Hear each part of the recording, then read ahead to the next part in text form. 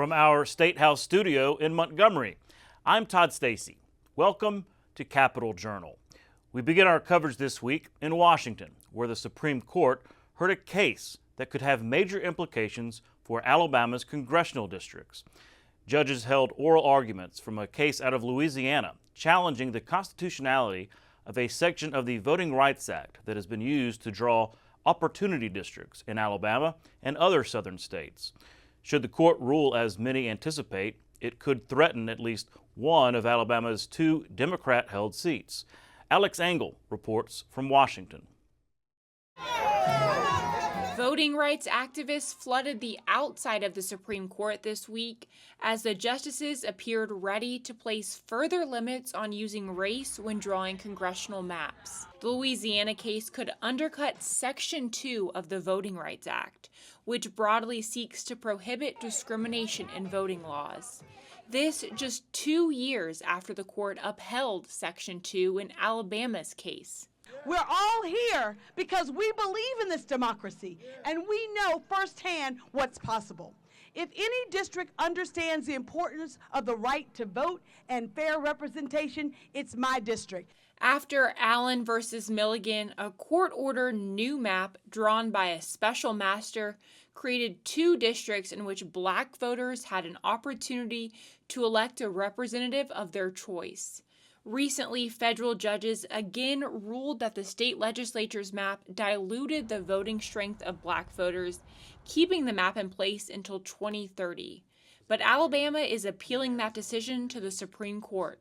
Alabama Attorney General Steve Marshall says Wednesday's argument showed race-based districts make redistricting, quote, impossible.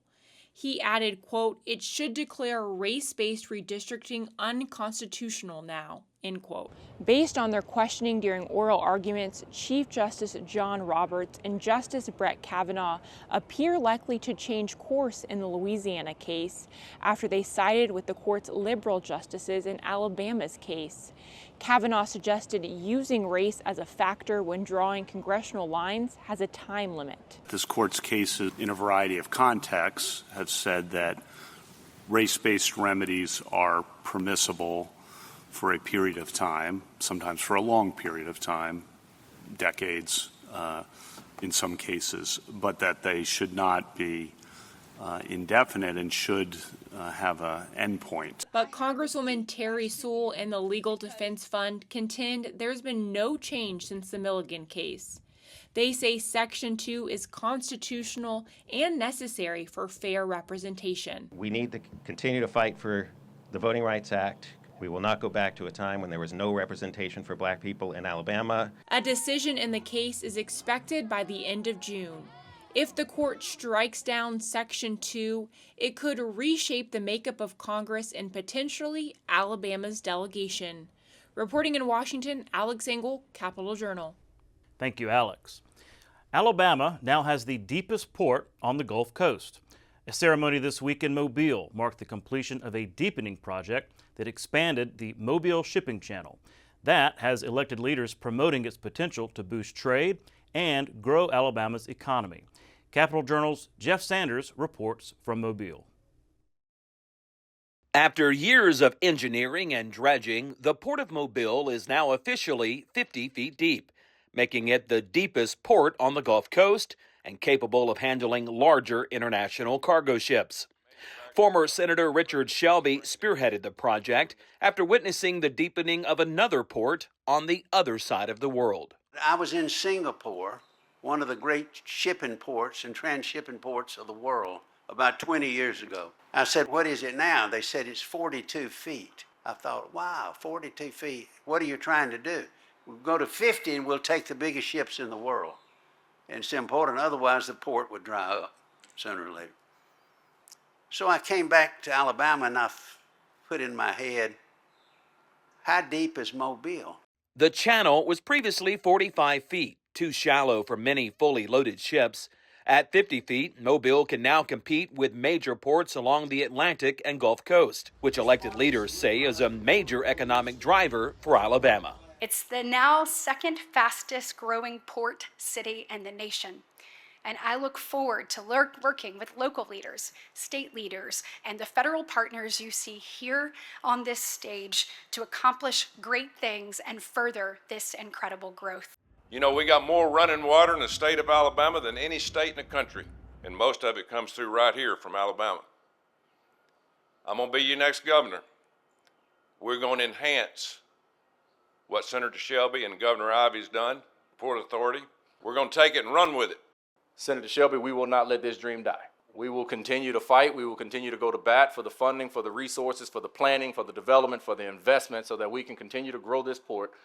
Port leaders say expanded trade will benefit industries statewide, including automotive manufacturing, steel, aerospace, agriculture, and lumber. Those investments position the Gulf as the engine of American exports and industrial growth while protecting U.S. maritime jobs and industries that have been neglected for decades, ensuring that we once again lead the world in ship production and trade capacity. And while the economic impact is expected to be enormous from the deepening of this channel, port officials and elected leaders say it's now on to the next big idea to bring even more business to the state of Alabama. Reporting from Mobile, I'm Jeff Sanders for Capital Journal. Thank you, Jeff. This week, Governor Kay Ivey and state leaders formally launched the Alabama Department of Workforce during a ceremony at the state capitol.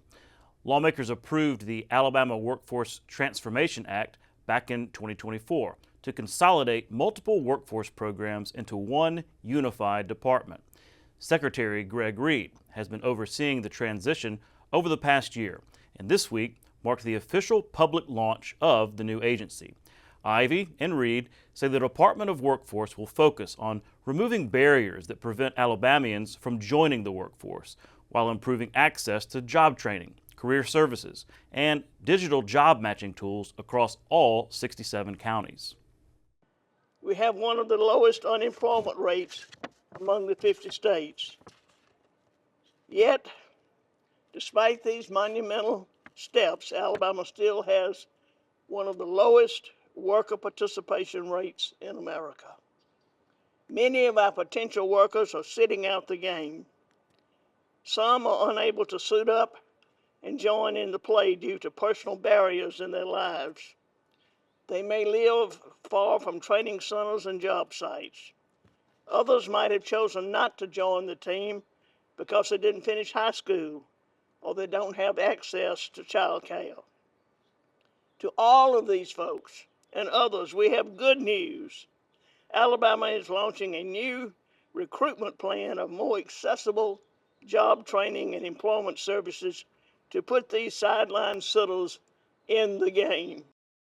If you're going to invest $100 million in Alabama, you want an answer to this question. How does Alabama have a plan to initiate workforce growth in our state? And we need to be able to answer that for the investor that is coming here. The good news is, based on what's been done by the governor and the legislature and the pathway of this new agency, we're going to be in a position to be able to do that. In Demopolis this week, state and local leaders gathered to break ground on the Alabama School of Healthcare Sciences. The new facility will be Alabama's fourth state-supported residential high school and the first of its kind anywhere focused on healthcare careers. Once complete, the school will give students an early opportunity to explore the medical field, setting them up for future success in one of the state's fastest-growing industries. Design plans call for space to accommodate about 85 to 100 students per graduating class. The school is expected to welcome its first students next fall. Bringing this specialty school here is no doubt the most significant investment in West Alabama in decades. But it's much more than that. The Alabama School of Healthcare Sciences will help more Alabama students open the door to their future. It will bring more men and women into the healthcare workforce. It will change the trajectory of rural healthcare in our state. With our partners, Bloomberg Philanthropies is helping launch a network of healthcare high schools across the country, places where students can earn industry credentials, gain hands-on experience, and graduate ready to step directly into good jobs in healthcare or continuing their education. This school will be unique in the network. It will be the first residential healthcare high school in Alabama, serving students from across the state. It will provide opportunities for students who might never have considered a career in healthcare, and for rural hospitals and clinics that urgently need the next generation of skilled professionals. We think that this is an awesome transformational project that the governor announced about 3 years ago in her state-to-state address. Through the legislature, we got it passed, we got it funded, partially funded, so now it's up to this community to build it and to get it rolling. And today is the day of the groundbreaking for that transformation that we will see when these doors open in 2027. The Alabama Bureau of Pardons and Parole's Prep Center is marking a new milestone. Since opening 2 years ago, the center has seen 400 former inmates pass through its program and graduate, leading them back into society. The center is a critical piece in the state's mission to reduce recidivism. Capitol Journal's Randy Scott reports. I realize that many of us share the same goals. This is a group of very talented individuals who are determined to succeed in life. Even though we will face challenges in life, each one of us are equipped to deal with them as they arise. This graduation, like many others, has a special vibe to it. It's being held at the Parole Reentry Program, or PREP Center, in Uniontown, Alabama. The graduates are formerly incarcerated men who've completed courses designed to help them get prepared to return to society from an educational standpoint and a career standpoint. Graduate Robert Winston puts it this way. Your past does not define you, nor does it determine your future. Life has no remote control, so get up and change it yourself. Though no one can go back and make a brand new start, anyone can start from now and make a brand new ending. The only person you are destined to become is the person you decide to be. Such is the case for Jeremy Grant. Jeremy Grant.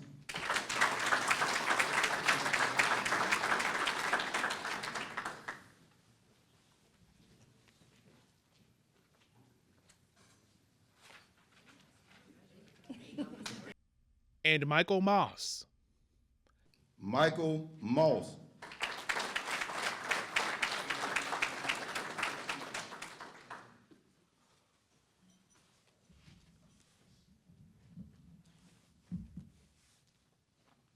Neither knew each other when they arrived here.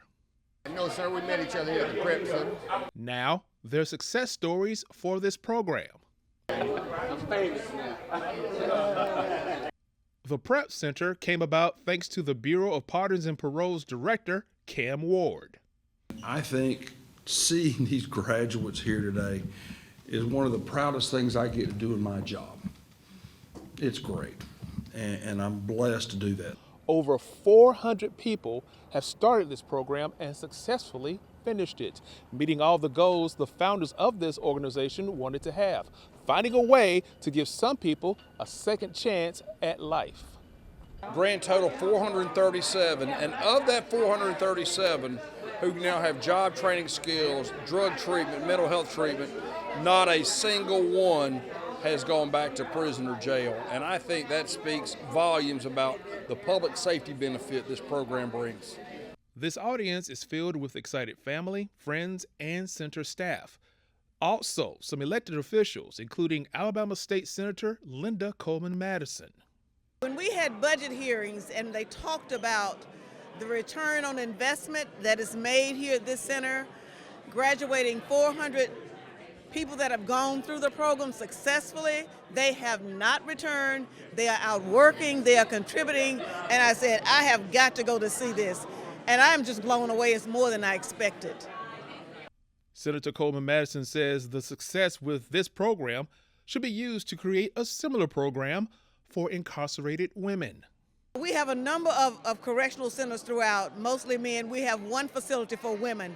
And as I told the director, Cam Ward, the women are going to take it to a new level.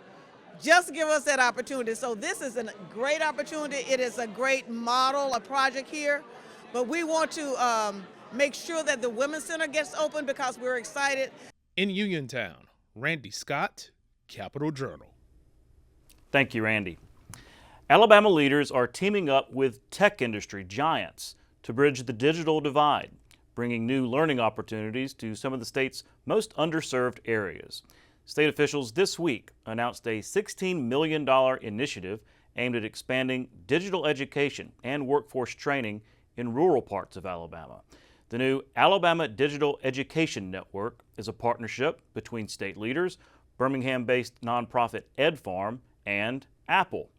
The program will establish high-tech learning spaces across the Black Belt and other rural communities, transforming libraries, schools, and community centers into hubs for digital skills and career training. 3, 2, 1. All right, just get a picture. I got to feel around long enough to do that.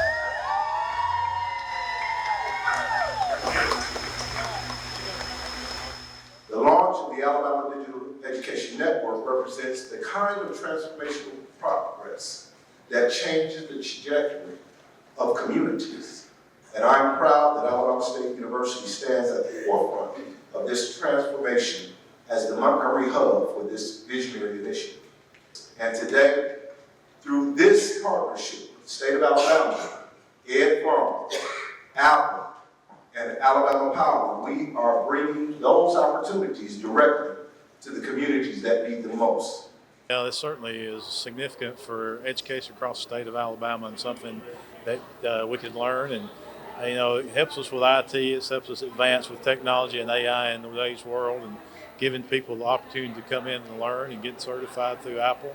It's a big deal. This is only, as they said, this is the only second one like this in the United States, and really the only one in the world that's completely like this one. It was kind of expanded as we went. So certainly it's something we hope continues to grow, and I can see it someday going all across the state of Alabama, and young adults being able to get certified through Apple doing it. And now I'm here at the mothership. And when I say the mothership, it's because of what we're doing that's going to affect lives across not only the Black Belt and the river region, but the entire state of Alabama, that gives us an opportunity to be able to compete globally with any other company that may want to come into the state of Alabama or anywhere else in this nation. We are now setting the standard. We are the gold standard today. Also on the education front, this week marked the A+ Education Partnership's annual Opportunity Summit in Birmingham. The event brings together education advocates, policymakers, and educators to collaborate and share ideas about how to improve schools and help students thrive. The legislature's two education budget chairmen, State Representative Danny Garrett and State Senator Arthur Orr, were given the Caroline Novak Award, in part for their efforts to pass the RAISE Act this year. And Birmingham Superintendent Mark Sullivan was recognized for Birmingham Schools' academic recovery following the pandemic. A+ President Mark Dixon said this year's summit has been a great success. It's about 300 advocates from across the state, but it's advocates, education stakeholders from nonprofits, from schools. We have educators that come and join us. It really pulls together everyone who cares about education and really wants to improve Alabama. And the good news is, what we've seen today is that research is showing that Alabama is actually leading the nation in recovery after the COVID-19. We're recovering more quickly, our students are doing better, and there's a lot of great work going on in our schools. So we're trying to learn about that success and also learn how we can accelerate that, because we still have a long way to go to make sure that we have great schools for every child. It's so gratifying to see the progress that's been made, the data that's not, can't be refuted. And so we're seeing that progress. The issue now is how do we sustain that? And of course with the RAISE Act, which is how we changed the school funding formula to add funding for student needs, we pulled down 3 years worth of that from the Education Opportunity Reserve Fund to make sure we have that funding for the next 3 years or so. So we've got already a commitment of $550 million in additional funding to student needs. We're excited in Birmingham City Schools. We've seen some improvement post-pandemic. We've seen our math scores triple since the pandemic. Our chronic absenteeism went from 29% 2 years ago. Now we're at less than 15% chronic. So we cut it in half, chronic absenteeism. And the state is getting ready to release the latest A through F report card. 3 years ago, we had 15 schools who received a letter grade of an F. Last year, we had 7, and when the state releases the report card, we're going to have 2. So we were gone from 15 to 2. So it's just a testament to what happens when you invest in students, when you invest in your personnel, your teachers, your principals, and make sure that they have resources in order to ensure that students have great learning outcomes. So we're proud of the work that's happening in Birmingham City Schools. One of Alabama's fastest growing arts traditions is returning this fall, celebrating the state's connection to wildlife, the outdoors, and creative expression. The Wetumpka Wildlife Arts Festival will take place Saturday, October 25th in downtown Wetumpka, just north of Montgomery. And organizers say it is drawing visitors from all across the state. The free festival features live painting by nationally recognized wildlife artists, cultural workshops, outdoor demonstrations, and family-friendly entertainment that highlights Alabama's arts and outdoor heritage. We have people who love art, we have people who love the outdoors, and bring those groups together, and then there's people who just want a great day out. There's children's activities, so there's something for the kids, and if your kids are having a great time, then the whole family's having a great time. People who want to buy a gift that nobody else has bought, it's a great opportunity for that. If you want to do something new, we've got this year we have G's Ben Quilters. They're doing a quilting workshop. We have a basket making workshop. So it's a great opportunity there because that's a pretty rare opportunity. Before we get to the interview portion of the show, an update on the mass shooting that took place here in the capital city on October 4th. A third arrest has been made by Montgomery police. 19-year-old Javoric Whiting is charged with 1 count of attempted murder. Whiting was taken into custody Thursday and is currently being held in the Montgomery County Detention Facility on a $60,000 bond. Police have made 2 prior arrests in this case, 19-year-old Dantavius McGee and an unidentified juvenile male. Police expect more arrests to be made in this case. Montgomery Mayor Stephen Reed said the arrests show the city's commitment to bringing those responsible for the shooting to justice. 2 people were killed in the shooting and 12 others were injured. Coming up next, we'll hear from Attorney General candidate Pamela Casey. Plus, we're talking with the silver-haired legislature, which met here in the State House this week. And later, Joy Blondheim from the Joy to Life Foundation is here in studio to talk about Breast Cancer Awareness Month. Stay with us. You can watch past episodes of Capitol Journal online anytime at Alabama Public Television's website, aptv.org. Click on the Online Video tab on the main page. You can also connect with Capitol Journal and link to past episodes on Capitol Journal's Facebook page. The Carver Theater was erected in 1935 on the corner of 4th Avenue North and 17th Street North in Birmingham. The Carver was one of several theaters in the 4th Avenue area offering first-run movies to African Americans. Today, called the Carver Theater for the Performing Arts, the space has been the home of the Alabama Jazz Hall of Fame since 1993 and serves as a museum and performance venue. Welcome back to Capitol Journal. Joining me next is Blount County District Attorney Pamela Casey, Republican candidate for Alabama Attorney General. Pamela, thanks for coming on the show. Thanks for having me. It's an honor. Well, this is going to be a big race for AG. It's already heating up. I mean, we're past Labor Day, so we're into the real heart of campaign season here with the primary coming up in May. So you're the first AG candidate I've had on the show. Let me just ask you the very basic question I ask most candidates, and that is, why are you running? Why do you want to be Attorney General?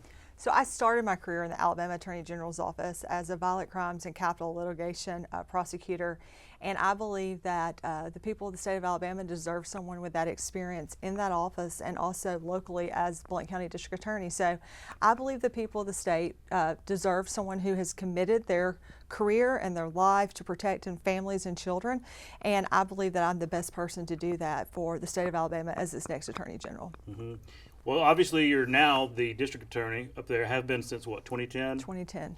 So that's interesting experience because, here in Montgomery in the AG's office, but also as a local DA, different kinds of experiences. So I'm curious how the different sort of state job and then leading the office in Blount County there, both kind of give you, what kind of experiences do you take away from that you would apply as the state's top cop? So I've actually been in the courtroom. I've been trying cases. I'm the only candidate that's actually tried criminal cases, put people in prison, prosecuted pedophiles, murderers, and I think that's unique to where we are right now as in the state. But I've also worked with all of our local law enforcement and law enforcement, both federal and state and local, on cases. And I think that's a unique experience that I bring, having worked more of a micro level, very local, and worked through cases that I can then bring to Montgomery to work with law enforcement officers and DAs across the state. I think it's so important that people understand what district attorneys do. We are that front line to protect our families and our children in our local circuits. And Blount County being one county circuit, you know, several of our circuits have up to 5 counties. But I bring that local, small level I can now take to a big level and work with law enforcement and work with our DAs across the state. What would some of your priorities be if elected as Attorney General? Number one, crime. We have to kind of nip it in the bud, you know, kind of an old Andy Griffith Show comment that I grew up watching that, and we have got to get a hand on that and control that. You know, priorities would be protecting our children. I have dedicated my career and my life really to making sure our children are safe, whether that's on social media dangers or that's pedophiles that we have that are preying on our children. So my priorities are going to be tough on crime, protect our children, and also white collar crime and any type of public corruption. I've locally prosecuted mayors and police officers. So I want the people of the state of Alabama to understand that I have their interest first over politics, and that's what the Attorney General should be. It should be for the people, making sure that they're protected at home and from any type of outside influences. You mentioned being tough on crime, and it just strikes me, you know, we've just had this incident here locally in the capital city, terrible shooting, and it just kind of brought up some issues in terms of local law enforcement working with state law enforcement. I think a lot of folks agree that what the state has partnered with Montgomery in and this MAX thing is going well, but there's talk about expanding it, and not just in the capital city, but to other cities in terms of the state, feds, working with locals. How important would that be in terms of addressing crime, that relationship with local police? Hey, it's key. You know, I think it's hard to do things alone. We work better as a team because every agency brings a different type of resources. Our small, you know, Montgomery and Birmingham are going to be bigger agencies, but some of your smaller agencies don't have those resources.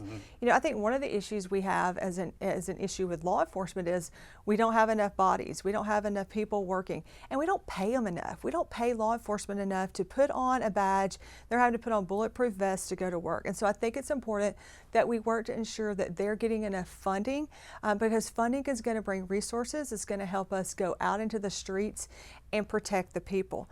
And that's also with our district attorneys and our judges, making sure we have enough judges to handle our caseload so that people are not out on bond for an extended period of time where they're then allowed to go and commit other crimes.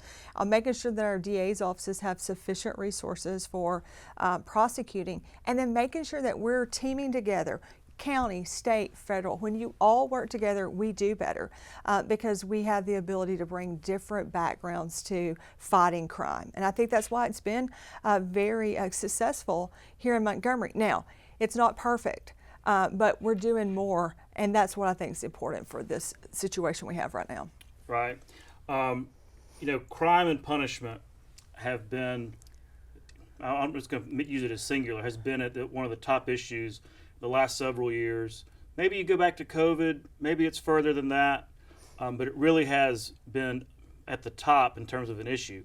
Like last year, the last couple of legislative sessions, it's been really the top issue. You don't ever see that kind of thing. But there also is this tension between tough on crime, as you mentioned, smart on crime in terms of sentencing and all that. There's been a lot of conversation, pardons and parole here in the state. You've got the Second Chance Act that just now this week got reauthorized at the federal level. So just talk about what your philosophy would be in terms of that tension between tough on crime, smart on crime, sentencing, and that kind of thing. That's a big package. I know, it's quite a bit. But and I could probably talk about each item forever. So violent crime, there is no place for people who commit violent crime on our streets. Those people should go to prison. They should do the time, and they shouldn't be paroled early. There should not be an early mandatory release. So, my philosophy of violent criminals do not belong on our streets, number one. Number two, I am for smart sentencing. And what do I mean by that? Anytime that we can take somebody and make them a productive member of our society, I am all for it. So if we can provide them resources, our drug courts, our rehabilitation courts, I am there on the front lines, actually the only candidate that's worked in those courts, and see how they work. So in terms of sentencing, but now we've got an issue, I truly believe, with our sentencing. I believe that people are getting out early. I've seen multiple occasions in Blount County where someone gets early mandatory released and within a few days they're committing crimes. And so I think we've got to figure out how and who we are releasing early, and not just saying because you meet this certain definition you get out. And so there's so much out there in terms of sentencing. I have always been a huge proponent of truth in sentencing. If we could ever get to 10 means 10, 5 means 5, 18 means 18, then I think it would also help our prison population. You would know what date, how many people you're going to have on this date, because you know what day they're actually getting out. And I think that it would mean a lot to our victims. I think so many times we forget crime victims. Crime victims ask me all the time, well, how long are they going to serve? And my answer to them is, I can't tell you a number. And that's really sad, especially when you have a family member who's been killed or murdered. You never know what you're able to tell them. So I think if we could get to truth in sentencing, now I think that would be a hard pill to swallow.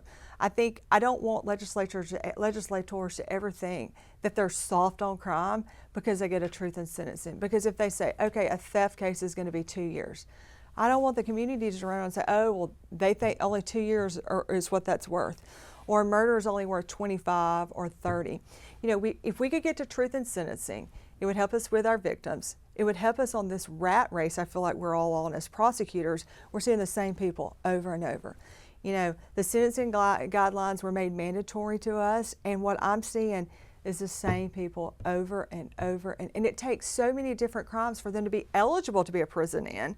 And then it kind of takes away a lot of our discretion because we're no longer able to use habitual on some of those offenses. So, there's so much there. I told you we could talk. I could go on and on. It's a big question. It's a big question. But what I want the people of the state of Alabama to know is that if they elect, or when they elect Pamela Casey as Attorney General, they have someone with experience who stood on the front line, who understands what law enforcement goes through, who understands what prosecutors are doing, will work with law enforcement, and will fight for victims of crime. That's what I've been doing my entire career. So, being Attorney General, it's a lot about prosecution, a lot about, like I said, crime and punishment. There's also a policy and litigation role, really something that has increased a lot over the last several years, especially on the litigation side.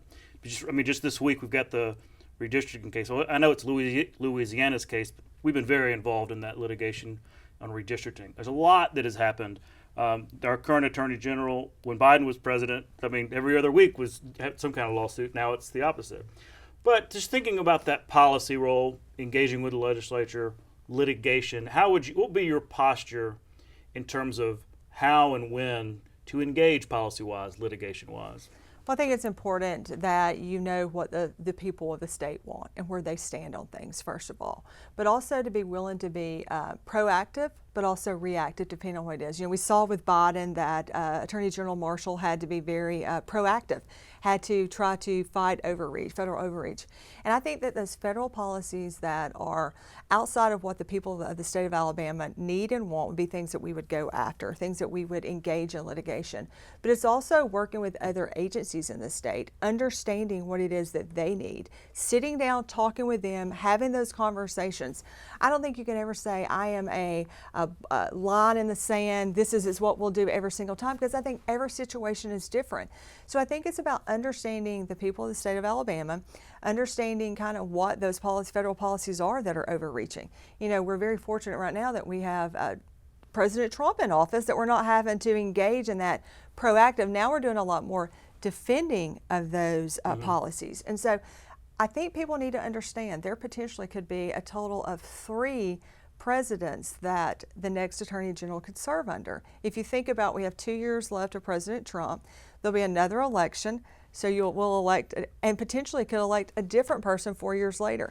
So you want someone in the office who has that experience. Look, I tell people, if the state shuts down and they can only pay your Attorney General, you want somebody sitting in that office who's walked in the courtroom, who's filed briefs, who's written briefs, not just signed their name to a brief or to a letter, but somebody who can do the work. I can do that work. Well, look, I guess you've got a campaign website to share. Where can people find out more information about all of these issues we've talked about and how to keep up with you? Absolutely. We have website, PamelaCasey.com. I'm also available on Facebook at Pamela Casey for Alabama Attorney General. And then my basic Facebook page is Pamela Casey. I've had that about 20 years, so they're welcome to follow me. Can't friend me. I'm out of friends, but just hit follow and follow along with us on Facebook. Okay. Well, look, thanks so much for your time and good luck on the campaign trail. Thank you. Appreciate it. We'll be right back. Alabama Public Television is your place for quality educational services. Free professional development for educators and child care providers. Access to free curriculum-aligned videos, lesson plans, and instructional resources with PBS Learning Media. And all the PBS Kids programs parents know and trust. Learn something new every day with Alabama Public Television. Visit us at aptv.org/education to learn more. You're watching Alabama Public Television, celebrating 70 years of service to Alabama.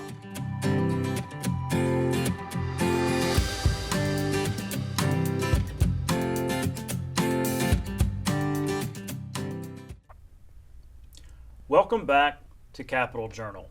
The Alabama Silver-Haired Legislature is in town this week for the 30th anniversary of that organization meeting here at the State House. And joining me next to talk about it is Ann McReynolds and Henry White. Thank you both for coming on Capitol Journal. We're glad to be here. Thank you much. Now, Ann, you are the outgoing Speaker of the House, the first woman ever to be elected to that role, correct? That's correct, yes. And Henry, you are the incoming Speaker of the House. Well, after tomorrow, hopefully I will be, after the election. Right now, I have no opposition, and unless we get anyone from the floor that's nominated, then hopefully I should be elected. Yeah, who knows? Maybe it could get really interesting. I know it. Hopefully, yeah. Well, I'm really glad that y'all could make it down. It's such a special organization. I hope you would share with our audience a little bit more about the Silver-Haired Legislature, its history, and its role in the state. Like you said, we've had 30 sessions, and to qualify to be a Silver-Haired Legislator, you need to be 60 years of age and a resident of the state of Alabama for a year. Right. And then you go to your Council of Aging, there's that in every district, and you get interested and tell them that you would like to become a part of the Silver-Haired Legislature, and they will direct you to how to become a member. Yeah, and I know that y'all were on the floor today, the part of this week, talking about issues, right? Talking about just different issues that seniors face. What are some of those issues that got discussed this week? Well, of course, one is the lottery, and a lot of the money that from the lottery is to go to help folks who are, senior adults, mental health, of course, education, and then just basic things like getting transportation to some of the facilities for our senior adults, and just making sure they get there, they're taken care of, and even getting help for just the basic needs that some of the elder folks need, and make sure they're not abused and things like that. But we've had some really good bills. I said bills, it's a resolution. Right. All we do is a resolution and then pass it on to the regular legislature. Right, so it's almost like a two-way street, because y'all are talking about and debating issues. You'll pass those issues along to the actual legislature, who will come in and say, okay, here's what is important, to y'all. But then you also were talking off air about how you're also educating your membership, members of the Silver-Haired Legislature, about the legislative process. Yes, that's our goal. Yeah. The biggest goal is to educate our representatives on how this process works, of the Alabama representatives to the House of Representatives. We educate, but we also do the legwork for our legislators. We do a lot of research. To find out how to take care of these problems. And then tomorrow we will vote, the last day of session, we will vote on 5 top resolutions that we want to send to the governor and to the Senate and to the House. Yeah. And we spend a lot of time debating and working on the information that we send. Absolutely. And I know that information is appreciated by the legislature and the governor. You got to know what the folks are thinking, and y'all represent a key constituency. That's right. Yeah. And we only address just the seniors, no specific group, Right. just the seniors of the state. Right. Well, Mr. White, you are a former lawmaker yourself. That's right. We should remember that. Yeah. District 5, right? Up there District in 5. Lauderdale. Limestone County. Limestone County. Oh, Okay. yeah. Well, that's interesting. What's it been like coming back? It's been great. I've enjoyed coming back and being familiar with a lot of the folks who are still working. Some of your secretaries, your security. They're just fantastic folks, and they always they welcome you with open arms. And they just been so kind. Even the new court clerk, John Treadwell, a very nice guy. So he's helped us out, and anybody that we've called on, they have really been overboard to help us out, and of course, like I say, they remember me when I was down here before, which is good, So I've really enjoyed it, and it's been a real experience for me. Like I say, it's just a matter of us getting these resolutions to the folks that because a lot of times the people, even when I was down, a lot of times we didn't know, really what some of the concerns were for our senior adults, and it's a big problem. Just a lot of things we need to look out for them. I'm one of them. McReynolds is one. So we're just trying to take care of make our regular legislators aware of what we need and looking at. Yeah. And you mentioned off air also that this is a nonpartisan thing. Correct. I think we've got enough partisanship to go around in this country. So talk about why that's so important, because if somebody out there is interested in becoming a member of the Silver-Haired Legislature, go to your Council on Aging and everything. But it's not about bringing politics down here. It's about bringing issues. Issues for our seniors, for our state. And again, I have to say, it's not for a certain group. It's for all seniors. Yeah. Right. I think that's an important point to make, that it's not, you're not trying to make a partisan point, pick a party over it. You're just talking about issues that affect seniors. So really what we figure, if it can help the senior adults, what we're doing, or if they get something passed, it could help the folks below that are non-seniors at the present time. So, that's the purpose of it. And, well, look, I think y'all do a great service educating not just seniors in the state, but the legislature itself. Yeah. And I want to thank y'all for taking the time to come on here. Again, congratulate the first woman speaker of the. So how's that been, by the way? It's been very interesting. Did you know that when you were running? I did not. Okay. It was after the fact that I was told that. So. And she's done an excellent job. I mean, and think about it, like her and I being in education. You've got to surround yourself with good folks. One person can't do it. Our secretaries are fantastic. Our treasurer, president pro temp, all. It takes everybody working together. One person, it'd be very difficult for one person. And then when you get all those four, and then you get all the legislatures, Silver-Haired legislatures working together, we get things done.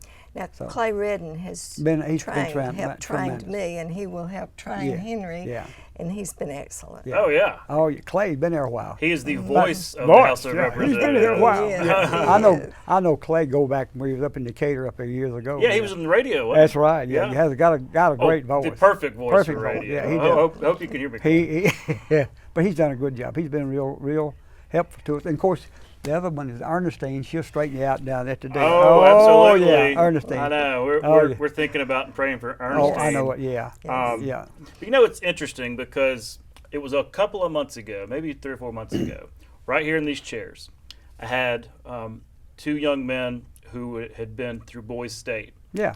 And they were, they go through the state process, and they were even elected president and vice president of the national group. Wow. But I tell you what, it's so interesting because they would fill the hall. Boys State filled the halls, and Girls State filled the halls of the legislature. Kind of a similar kind of situation, and it's just so interesting to see that juxtaposition between older, younger people that are all wanting to get involved, all wanting to educate and improve the process. So it's just kind of interesting to see that right now. That's good. It's interesting you mentioned that. In 1966, I was a Board State representative. Is that right? Yeah, that's been a long time ago. Well, I want you to go back and watch that interview because these are some impressive young men, and I'm telling you, I'm going to be asking for a job from one of them one day. Yeah, that's it. Yeah. Well, that's wonderful to have young men to move into those positions. Yeah, it really is. Absolutely. Well, look, we're out of time, but thanks again. Thank you. And thanks for sharing everything about the Silverhead Legislature. Thank you. Anytime. Thank you very much. We'll be right back. As the longtime coach of the University of Alabama Crimson Tide, Coach Paul Bryant led the team to 6 national championships, 24 bowl games, 13 conference titles, and 3 undefeated seasons. He is widely considered the greatest college football coach of all time. Hello, I'm John Croyle, defensive end on the 1973 national championship team that went 11-0 regular season. In his 25 years at Alabama, Coach Bryant's teams compiled 232 wins, 46 losses, and participated in 24 consecutive bowl games. He was National Coach of the Year 3 times. His players received 67 All-American honors, and numerous Tide players went on to distinguished NFL careers. Coach Bryant remains an integral part of the Alabama football tradition. He established a scholarship fund for the children of former players to attend the university, and to this day, Tide fans wear houndstooth in his memory.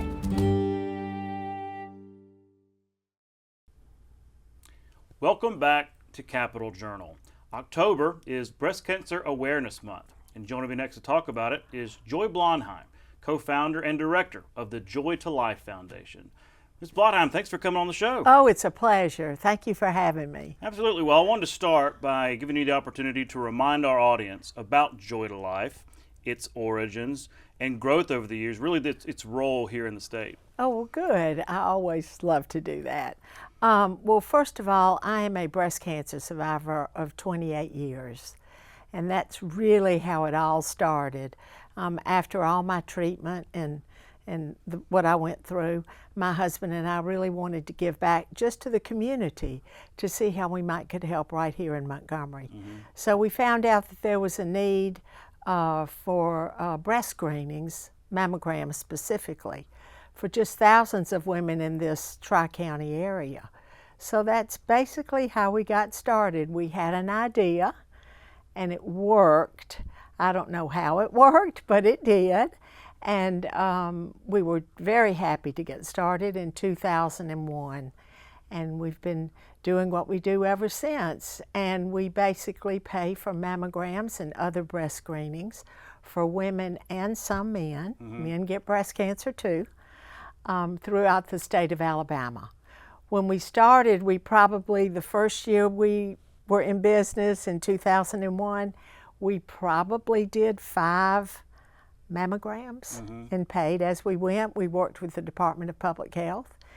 And fast forward to today, and we're responsible for well over 100,000 mammograms and breast screenings, biopsies, ultrasounds, anything that a woman that can't afford these screenings and has no insurance, anything that they need, we're going to do. And we do it for all ages. Out of our office, we work with women under 40, and women 40 to 49, we work with the Department of Public Health through their breast screening program. So everybody's covered. Women 50 and over, of course, can go through Medicaid that can't afford it. So over the years, obviously you saw this need way back then. Have you seen over the years that income is a barrier to folks getting screened, right? Oh, yes, it is. Because if you don't have insurance or aren't on Medicaid, which there's a gap there, right? That is exactly correct. You may go undetected, and that leads to trouble. That's right, because mammography is still the best tool that we have to detect breast cancer. It is not perfect, but it's still the best tool. And mammograms and other breast screenings absolutely save lives. And so that's why it's so important. And we work with women sometimes that have 2 and 3 jobs, and that the first priority is going to be to take care of their children. So sometimes they let it go. But now here we are to pick that up for them. And we have saved lives. We know that. We've saved hundreds of lives. No question. Well, again, it is Breast Cancer Awareness Month. Yes. Y'all been very busy. Yes, getting very the word busy. out. You've been on the road quite a bit. I know you've got some events coming up. What can you tell us? Well, first of all, our annual Walk of Life will be back next year. But this year we tried something different. We wanted to take it on the road, so we went to Prattville, Wetumpka. This weekend we'll be at East Chase Shopping Center, and we're going to have a glow-up party. Everything is going to glow, everything. And it's going to be great fun, and we hope to have hundreds of people out there. It's a family-friendly event. We hope everybody will attend. Because awareness, honestly, is just as important as the screenings. Because if you're not aware and you don't know, then you absolutely don't know what to do. So these events are fabulous awareness programs for us. So that's this weekend is the Glow Up Party at East Chase. And then on the 25th, we end the month with a concert with Ruben Studdard. He has agreed to do a benefit concert. Okay. And so it's not too late to get tickets, and everybody can still come. We've made it affordable so that everybody can be included. So we hope to have a big crowd. Yeah. Yeah. Well, you mentioned early detection screenings. What is your message to women out there, or those who know somebody who might not have gotten a mammogram yet? What's your message to them about the importance of early detection in preventing this disease? Yes. Well, I have two messages. The first thing is, I never did self-exam myself at home, ever. And therefore, I missed mammograms. I said it wasn't perfect. Well, in my case, it wasn't perfect, and it never showed the tumors. If I had done self-exam once a month, then my breast cancer most probably wouldn't have been as bad as it was. So my first message is to women out there and men to do self-exam. Don't miss it. Do it every month and check yourselves so that you'll know your body. So if there are any changes, you can go straight to the doctor. And we actually have a shower card that goes right in the shower.